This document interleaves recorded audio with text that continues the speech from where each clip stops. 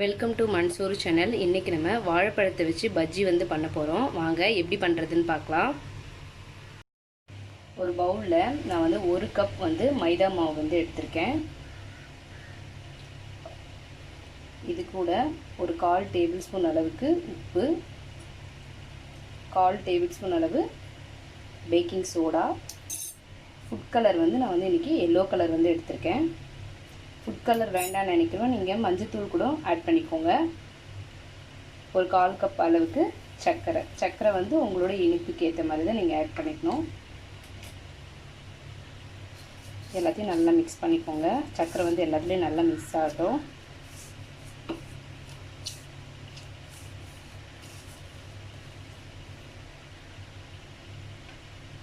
இப்போ இது கூட நம்ம கொஞ்சமாக நல்லா தண்ணி விட்டு பஜ்ஜி மாவு பதத்துக்கு எடுத்துக்கலாம்.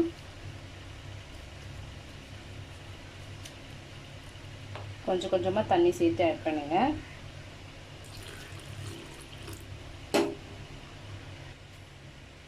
பாருங்கள், இந்த பதத்துக்கு மாவு நீங்கள் கரைச்சி வச்சுக்கோங்க. ரொம்ப தண்ணியாகவும் ஆகிடக்கூடாது, ரொம்ப திக்காகவும் இருக்கக்கூடாது.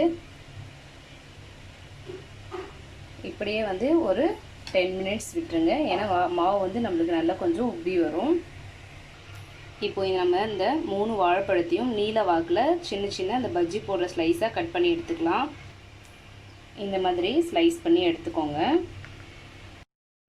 ஒரு பேனில் நம்ம பொரிச்சு எடுக்கிற அளவுக்கு எண்ணெய் ஊற்றி நல்லா ஹீட் பண்ணிக்கோங்க. நம்ம கட் பண்ணி வச்சுருக்க வாழைப்பழத்தை இந்த பஜ்ஜி மாவு மிக்ஸ் பண்ணி நம்ம இப்போ அந்த எண்ணெயில் போட்டு எடுத்துக்கலாம். பாருங்கள், நம்ம கட் பண்ண அந்த வாழைப்பழத்தை இது மாதிரி நல்லா டிப் பண்ணிவிட்டு இப்போ இந்த கடாயில் ஆட் பண்ணிடலாம்.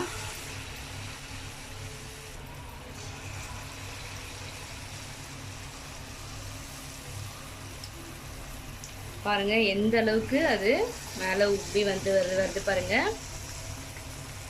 நீங்கள் ஃப்ரை பண்ணி எடுக்கும்போது ரொம்ப கருக விடாமல் எடுத்துருங்க. பாருங்கள், அப்படியே லைட்டாக திருப்பி விட்டுருங்க. கலர் லைட்டாக சேஞ்ச் ஆகிருக்கு பாருங்கள்.